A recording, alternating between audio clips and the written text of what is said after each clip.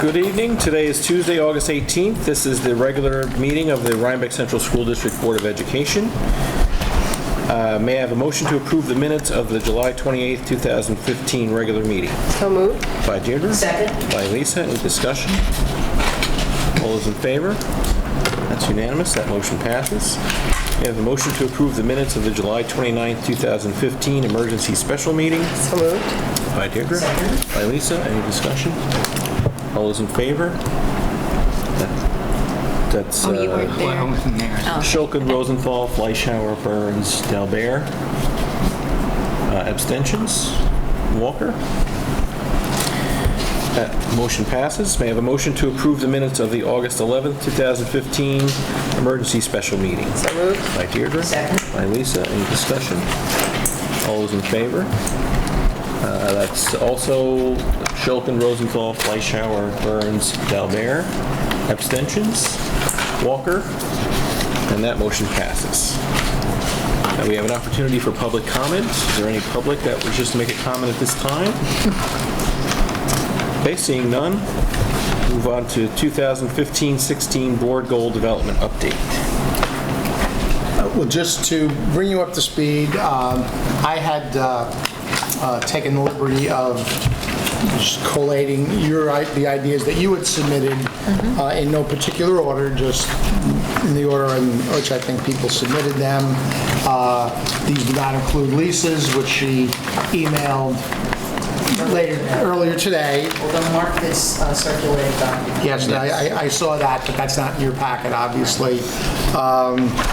And we're having our goals workshop on Monday the 24th.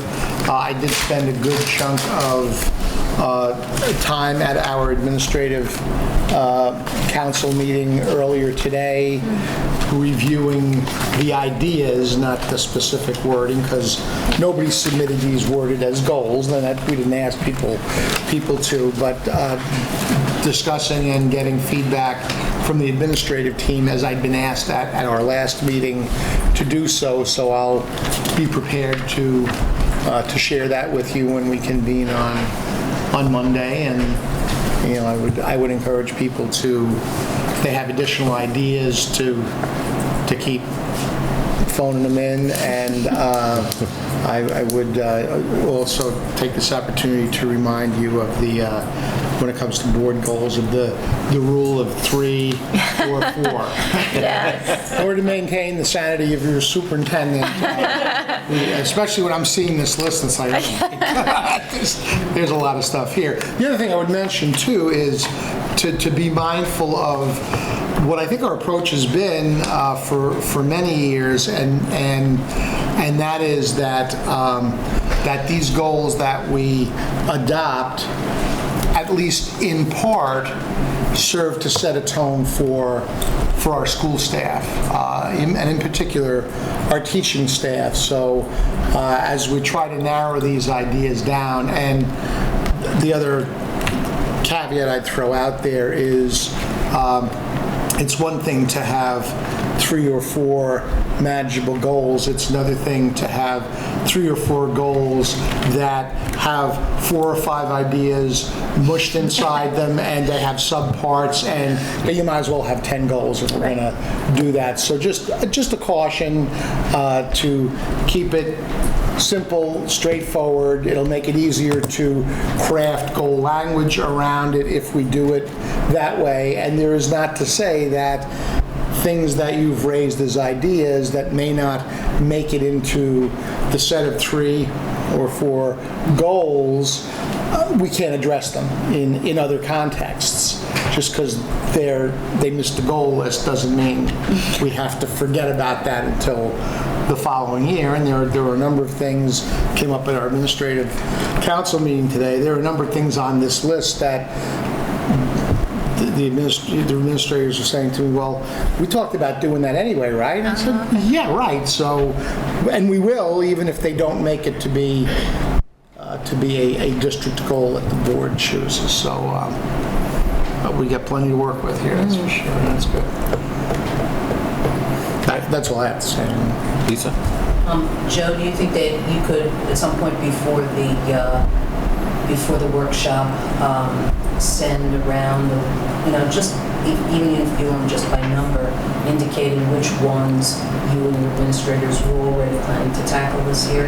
Yeah, there are a few. I mean, one that was, just to throw it out there as an example, one of them that was is referenced in this list someplace had to do with the extracurricular activities, and we had already talked as an administrative team about putting into place some process to kind of track participation and number of meetings. So that's going to get done anyway. And also going back to that, that's not the kind of, in my opinion, that's not the kind of big picture goal that's going to resonate with our teaching staff and really motivate them to work towards some larger vision. I mean, it's something we should do, something we will do, we're already planning on doing, but even if we weren't, I'm not sure I'd put that up there as one of the 3 or 4 most important things we'll attempt to do this coming year. So.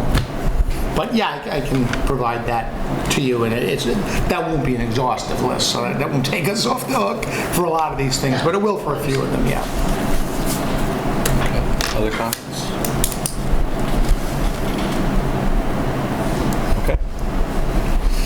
We'll move on, and we'll work more on these on August 24th. All right, moving on to the 2015-16 fire inspection report. Okay, I guess I'll take that one too. As you may recall, we're required annually to have somebody who is certified to do this report, typically somebody from the BOCES Health and Safety Office, to come here and do a fire inspection and safety report. And those of you who have been around the table for a while may recall that each year the inspection and the ensuing report are pushed up a month. Like last year it was August. This year it's July. Next year it'll be June. I think they try to rotate it that way. Different school districts have different months when they have to have this inspection and report done. I think they do it that way so the same school districts aren't always getting hit at the same time of year. Over the course of 12 years, you have it at 12 different times, and the place is a lot different in the summer than it is during the school year when classrooms are being being used actively by kids and by teachers. So this year was a July date. What we're required to do is to present this to you. The minutes will document the fact that you have reviewed this. It's not a report that you approve because it's already been done by somebody who knows a lot more about this than you or than I do. But the board has to have reviewed it, and then I believe we run a public notice to make the public realize that it's available in case they want to look at it. And after we do that, then we apply for our certificates of occupancy, which we have to have before we can have kids in the building. That's not really an issue this year. If you've had the opportunity to take a look at this, there are really 2 non-conformances across three buildings, and in our elementary and our middle school, high school, there was some difficulty getting the boiler inspectors to come in and do their annual inspection. So when the BOCES inspector came, they hadn't been tagged with an updated inspection, and that's since been done. And I think out of the entire building, you can go around sometime if you suffer from insomnia, we'll take you around the building and you can count all of the exit lights in the entire building. I mean, there are dozens and dozens, and I think out of the dozens of lights, there were 2 of them that had burned out bulbs, which were replaced by the time the inspector left the building. So it was a pretty clean report. I mean, it usually is pretty good. Sheldon does a great job of staying on top of this. I think one year within the last several, we had like no non-conformances. Might have been last year, yeah. But that's unusual. So this is a good report. Nothing that required a re-inspection. They're all minor things in terms of what the state considers major and minor. So, I mean, if you have any questions, I'll try to answer them, but we're really in pretty good shape here. Rick? Again. I'm a little embarrassed. I learned something from this. Looking, there's a sprinkler system actually in the addition. Yeah. See those pipes up there? Is that right? Yeah. But not in Chancellor. I mean, that was built in the 60s. In the middle school? Yeah. Is that right? And my name's on the plaque out there. Yeah. I'm pretty sure you signed off on those sprinklers. I'm sorry, folks. I actually learned. Thank you for There you go. Yeah, that's great. Appreciate it. I'm sure code, by the time these was built, code required that. Probably. Not in the 60s, so Right. the original parts of the building and certainly not Chancellor, so. Thank you. Right, anything else on the fire Never inspection? go over it. Yeah, right. Yes. Amen to that. All right, we'll move on to board committee reports. We have a report from the School Start Time Committee.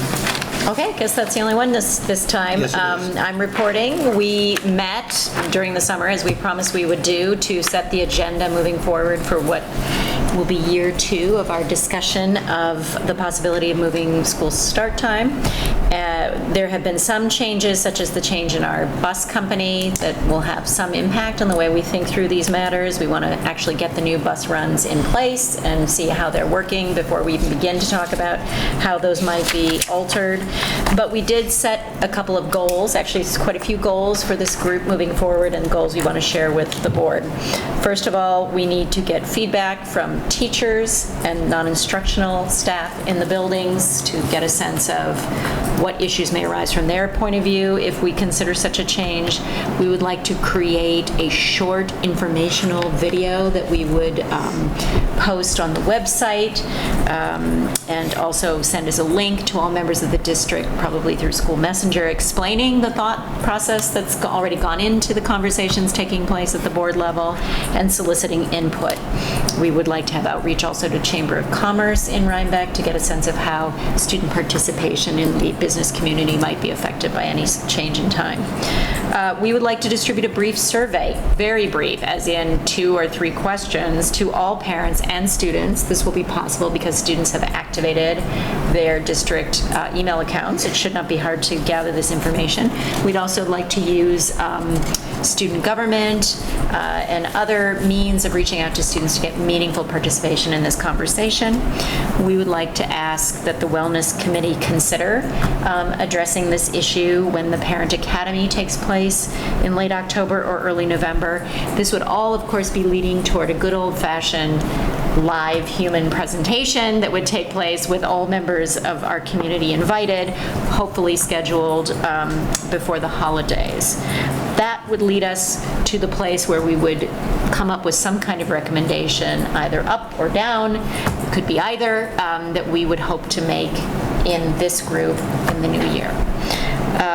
Tom has very helpfully agreed to help us start to organize our thoughts. Our next meeting, which will take place on September 2nd, will be given over to crafting a storyboard for this video. We're very excited about this. And the timing could not be better, as all of us know from the exciting world of social media. People are all abuzz right now with the CDC report that's just come out with recommendations about schools and school start time, following up on the 2014 recommendations of the American Academy of Pediatrics. So we're certainly part of a national conversation. We have no assumptions about where this conversation is going to lead us or end, but we're excited about taking it to the next stage. Okay, any comments about the School Start Time Committee? Deirdre? I just commend you guys. You have a great agenda for the fall, an ambitious one, and I really, particularly, I think reaching out to the students via student government is a good idea, and engaging them as representatives of our students. So it sounds like a very good plan. Thank you. Maybe we should even post something to this effect if you're seeing on social media, like locally, things about the CDC report, something as school starts Yeah. on our website that will highlight this committee's work, just so we get ahead of maybe some of the conversation. If people don't know that we're looking into this, Yes. then we could say, yes, we are looking into it. Oh, Gladly. yeah.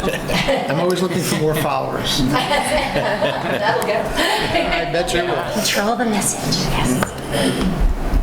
All right, move on to good news. Anyone have any good news to report? That's good news.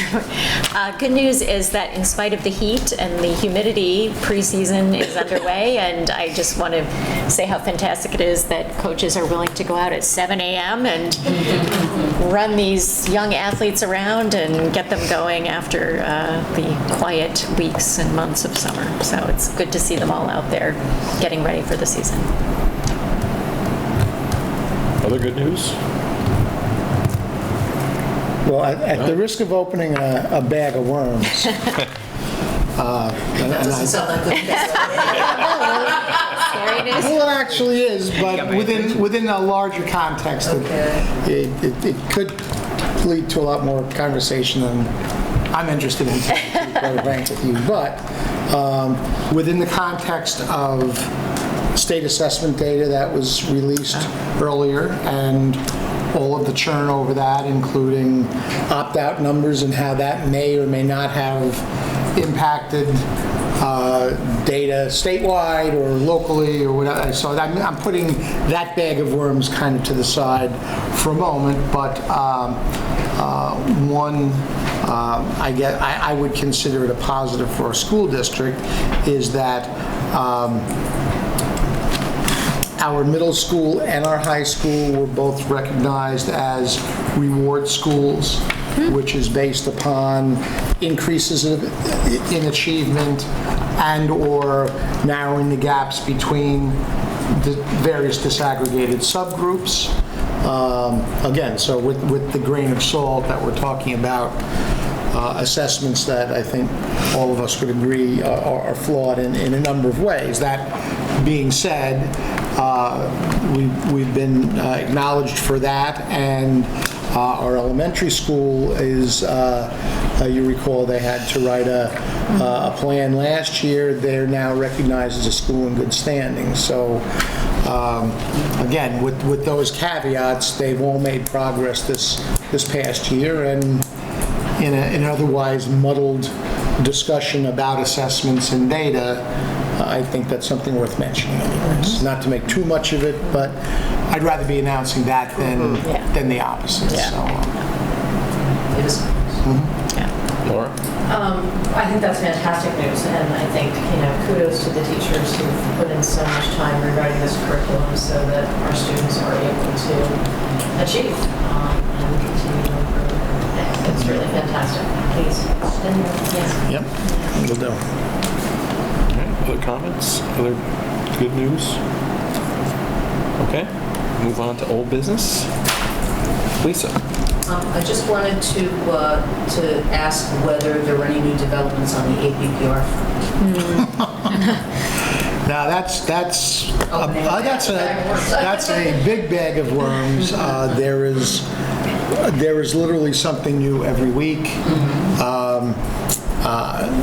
Marvin and I have been to, and some of you actually who joined me up in Albany, have been to a number of presentations on this topic, and Marvin and I attended one this past Friday, and we actually walked out of there saying, after 2 hours, and Shaw's office was represented, as was the other Drowan, Witherwax, Pettigrew, the other Stu Waxman, that group. We actually walked out saying, we think we've actually now heard everything that is out there, at least until it changes. I mean, we're now hearing the same stuff, so we're guessing, we got it now. Again, stuff changes, and as you know, the non-mandatory comment period which is non-mandatory because the governor and the legislature pushed this thing through as an emergency measure, and there's some controversy as to how much of an emergency there really was. And that ends sometime in late September-ish, and then I think the Board of Regents meets again mid-October.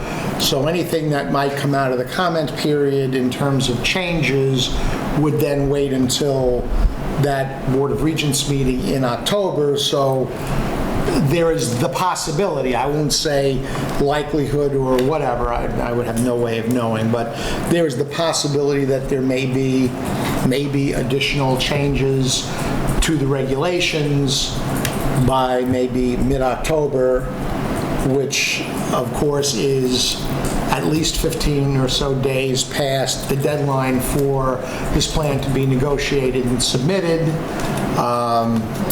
So again, it's already getting a little crazy with the timelines and all the moving parts. A ton of stuff coming out of the education department.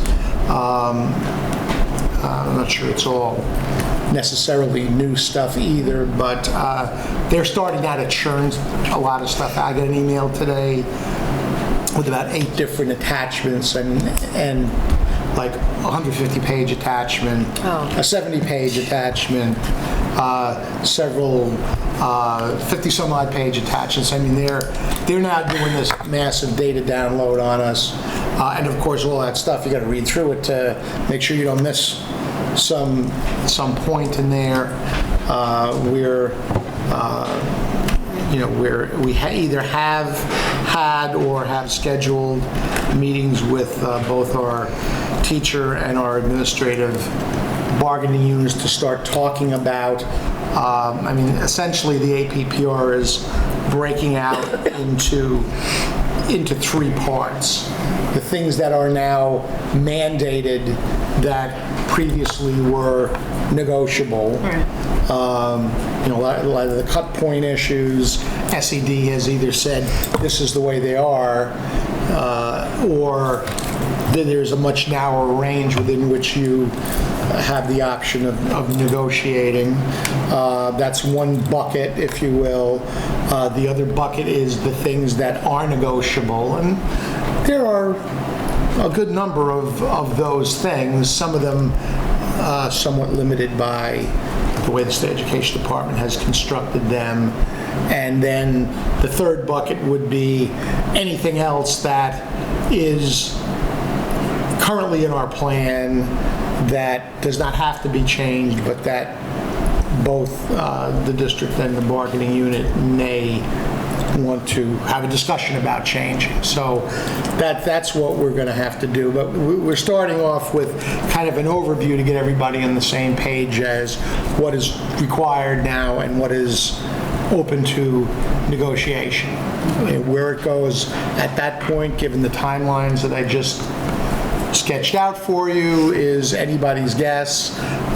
There's a lot of discussion about the process for applying for waivers. The first waiver would be due by, I think it's October 1st. So we're in a position of either submitting a fully negotiated plan or a waiver, or some pundits are telling us, well, if you submit a plan by October 1st, you better submit a waiver as well, because if your plan doesn't get approved and you haven't submitted a waiver, now you're in the weeds. So again, it's complicated. It's getting more complicated. We're just working through it, one step at a time. And my sense is we've got a lot of company out there amongst the 700 school districts statewide. The governor has made public statements about waivers being, just for the rare hardship case, and my sense is that there are going to be a lot of waivers, if only because the timeline lends itself to not knowing what to do. There are also some pieces of the process. I'm trying to think of one example, and it's classic.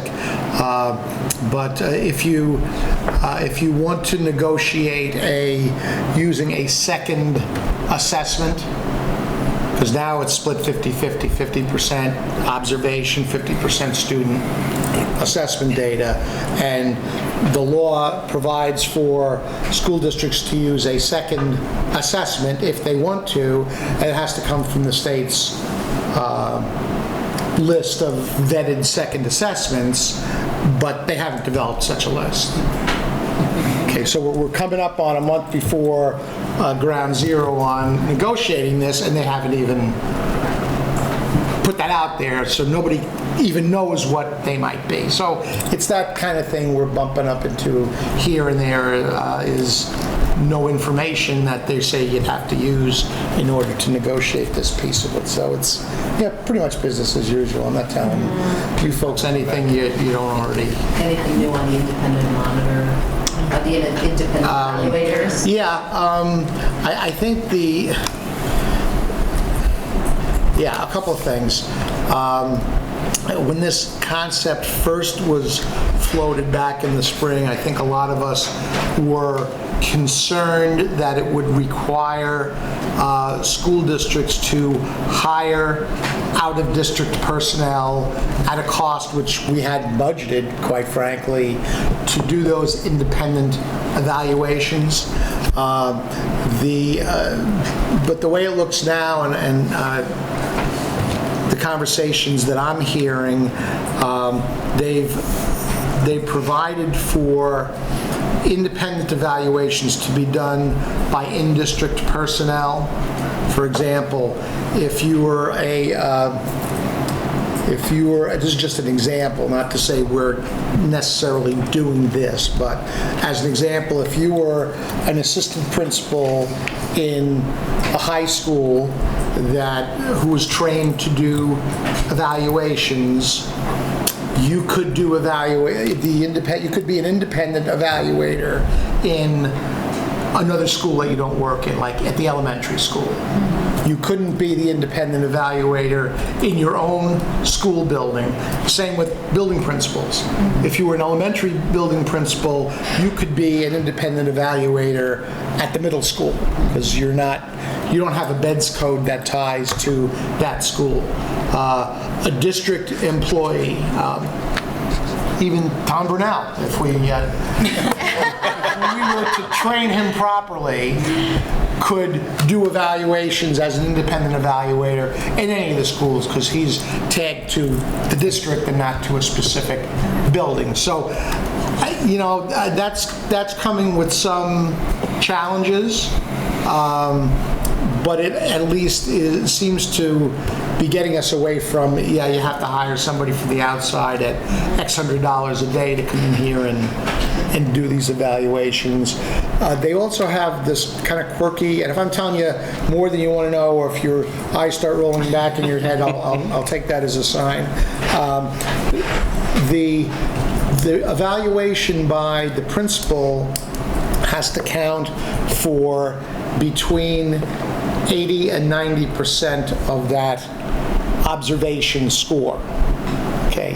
The independent evaluator's evaluation can only count between 10 and 20%. And those numbers are one of the things that are negotiable. So it's either going to be a 90-10 or an 85-15 or an 80-20. So my point is that the independent evaluator piece is a relatively small piece of the teacher observation part of the annual evaluation. Again, I haven't decided yet exactly whether I think that's good or bad, but the other thing you're allowed to negotiate is the length of time for the observation.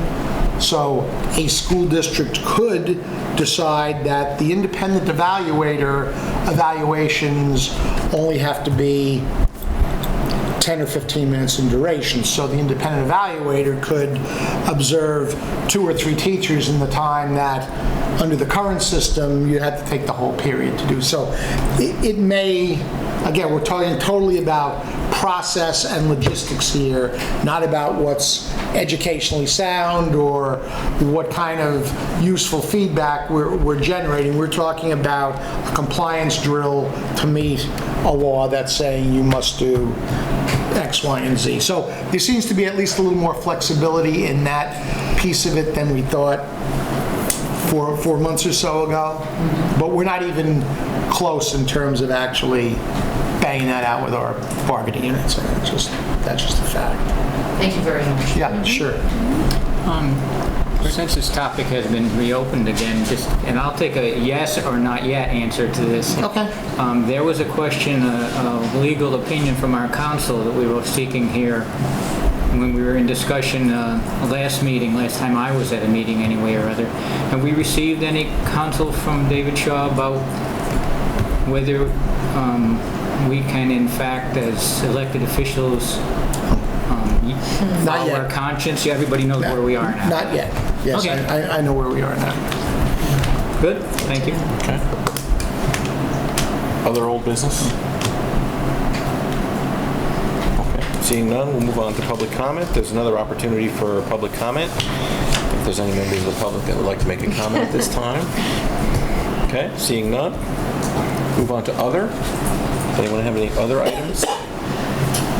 Laura? Just a couple of questions. Are we going to do a facilities walkthrough? We usually do that the second meeting in September. Second. Yep, usually. Sorry, I thought. If the board wants to do it at a different time, No, that's fine. we're okay with that. Yeah, I mean, we've always found it kind of good to get the kids back in, get everything settled.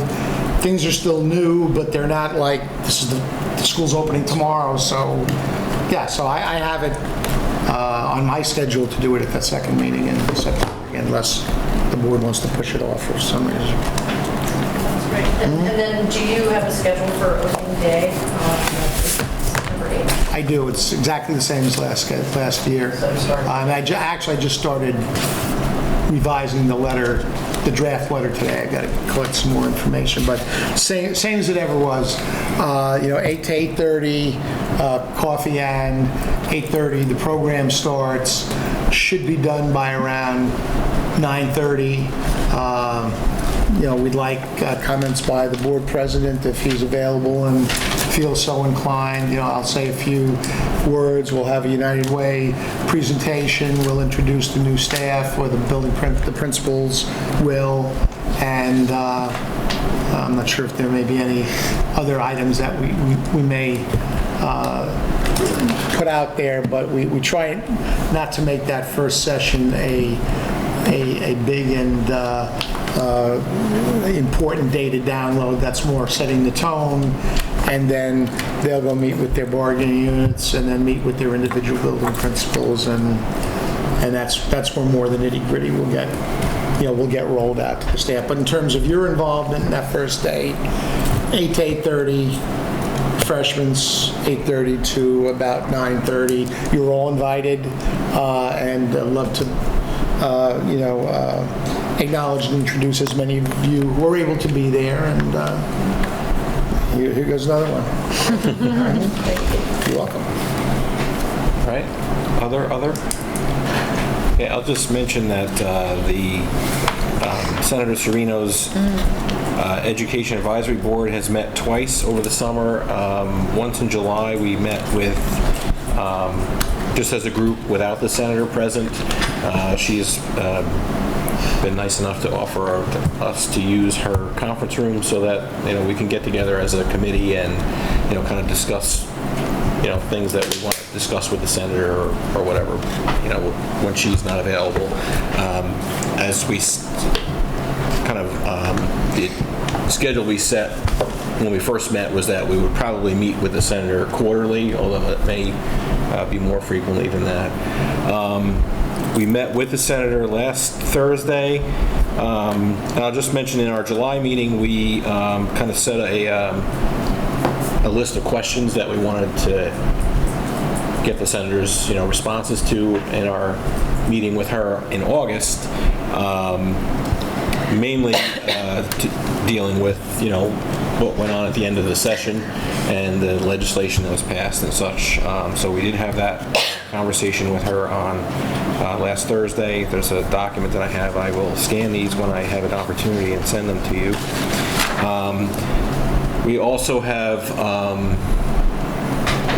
formed a couple of subcommittees. There is one that is made up mostly of teachers that are on the advisory board. They're working on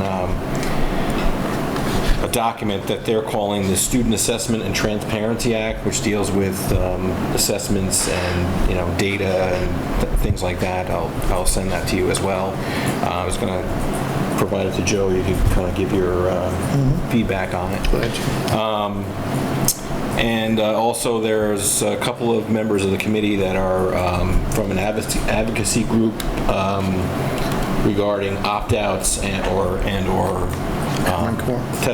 refusals in Common Core.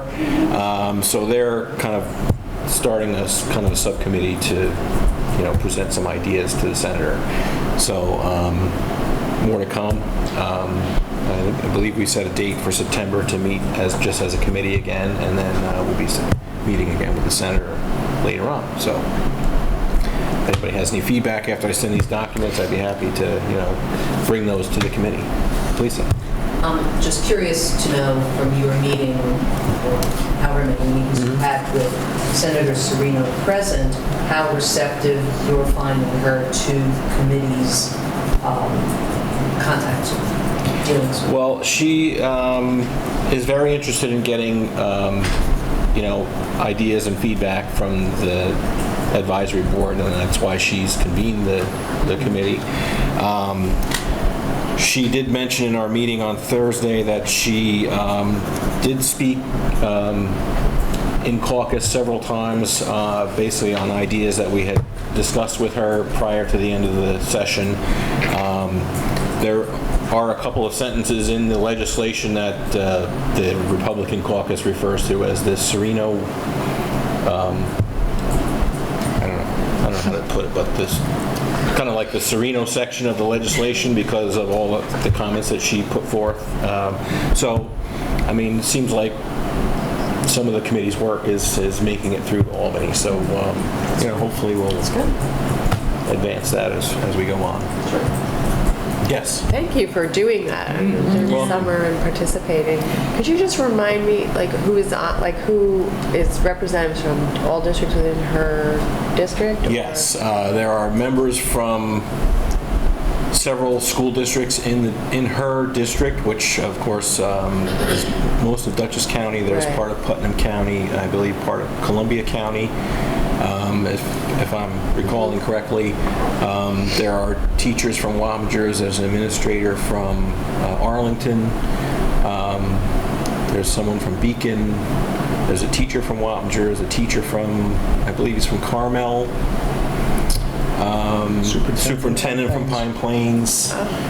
So there's representation. I think there's about 15 people that are from different capacities and education all over her district. So, well, I look forward to reading some of the materials. Thanks for doing this. You're welcome. You're welcome. All right. Any other? All right. We'll move on to our action items. Does anyone would like to pull anything from the consent agenda? Okay, seeing none, may I have a motion upon the recommendation of the superintendent of schools to approve the consent agenda? So moved. By Deirdre. Second. By Lisa. Any discussion? Those in favor? That's unanimous. That motion passes. May I have a motion upon the recommendation of the superintendent of schools to adopt the resolution to confirm tax rolls and to authorize the tax levy for the 2015-16 school year. See resolution attached. So moved. By Deirdre. Second. By Lisa. Any discussion? All those in favor? That's unanimous. That motion passes. We have a motion upon the recommendation of the superintendent of schools to issue the tax warrant to the school tax collector to collect taxes in the total sum of $26,534,234 exclusive of STAR reimbursements. The tax collector is not responsible for the collection of that portion of the warrant. The collection period begins September 2nd, 2015 and ends on October 31st, 2015. Original warrant will be brought to the meeting to be signed by the board. So moved. By Deirdre. Second. By Lisa. Any discussion? All those in favor? That's unanimous. That motion passes. May I have a motion upon the recommendation of the superintendent of schools to acknowledge the reassignment of Barbara Rizzolo from grade 3 teacher to math AIS teacher at the Chancellor Livingston Elementary School in the elementary tenure area effective September 1st, 2015. So moved. By Deirdre. Second. By Lisa. Any discussion? All those in favor? That's unanimous. That motion passes. We have a motion upon the recommendation of the superintendent of schools to approve the 4-year probationary appointment of Kimberly Sneed to the position of teaching assistant assigned to the Chancellor Livingston Elementary School in the teaching assistant tenure area effective September 1st, 2015 at a salary of step 1 MA plus 11, $29,392 in accordance with the RTA salary schedule for 2015-16. So moved. By Deirdre. Second. By Lisa. Any discussion? All those in favor? That's unanimous. That motion passes. We have a motion upon the recommendation of the superintendent of schools to approve the 4-year probationary appointment of Anthony Shanice to the position of teaching assistant assigned to Chancellor Livingston Elementary School in the teaching assistant tenure area effective September 1st, 2015 at a salary of step 8 BA $32,937 in accordance with the RTA salary schedule for 2015-16. So moved. By Deirdre. Second. By Lisa. Any discussion? All those in favor? That's unanimous. That motion passes. We have a motion upon the recommendation of the superintendent of schools to approve additional coaching staff for the 2015-16 school year.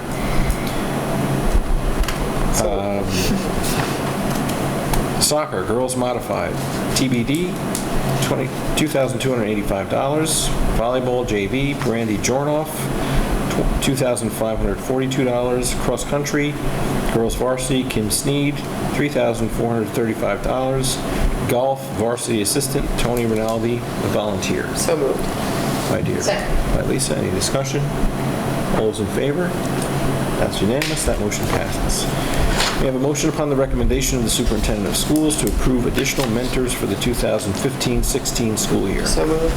By Deirdre. Second. By Lisa. Any discussion? Go ahead. Nope. All those in favor? That's unanimous. That motion passes. We have a motion upon the recommendation of the superintendent of schools to approve additional summer 2015 program and curricular work. So moved. By Deirdre. Second. By Lisa. Any discussion? All those in favor? That's unanimous. That motion passes. We have a motion upon the recommendation of the superintendent of schools to approve 2014-15 budget transfers in accordance with Board of Education policy number 6150 for the school year ended June 30th, 2015. So moved. By Deirdre. Second. By Lisa. Any discussion? All those in favor? That's unanimous. That motion passes. We have a motion upon the recommendation of the superintendent of schools to approve an extension of the leave request from Elise Dolce, having commenced on March 11, 2015 through June 25, 2015. Such leave to be taken as unpaid child care leave through January 29, 2016. So moved. By Deirdre. Second. By Lisa. Any discussion? All those in favor? That's unanimous. That motion passes. We have a motion upon the recommendation of the superintendent of schools to approve the appointment of Isabel Usowicz as long-term substitute in the position of Family and Consumer Sciences teacher at the Bulkley Middle School, Rhinebeck High School, effective September 1st, 2015 through January 29th, 2016 at the pleasure of the board, at the salary of Step 8 MA, $72,073 in accordance with the 2015-16 RTA salary schedule. This appointment is to fill the vacancy created by the extension of the leave of absence granted to Elise Dolce, Family and Consumer Sciences Services teacher at the Bulkley Middle School, Rhinebeck High School. So moved. By Deirdre. Second. By Lisa. Any discussion? Lisa. Should that be prorated?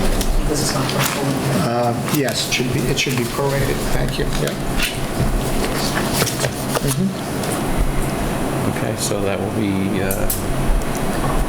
all those in favor of the motion as amended? That's unanimous. That motion passes. We have a motion upon the recommendation of the superintendent of schools to approve the modification of Megan Kraft's long-term substitute position appointment on July 14th, 2015, to a 4-year probationary appointment to the position of elementary teacher assigned to the Chancellor Livingston Elementary School in the tenure area of elementary at a salary of Step 1 MA $57,903 in accordance with the RTA salary schedule for 2015-16, effective September 1st, 2015 through August 31st, 2019, except to the extent required by Education Law 3012. So moved. My dear, Second. second by Lisa. All those in favor? That's unanimous. That motion passes.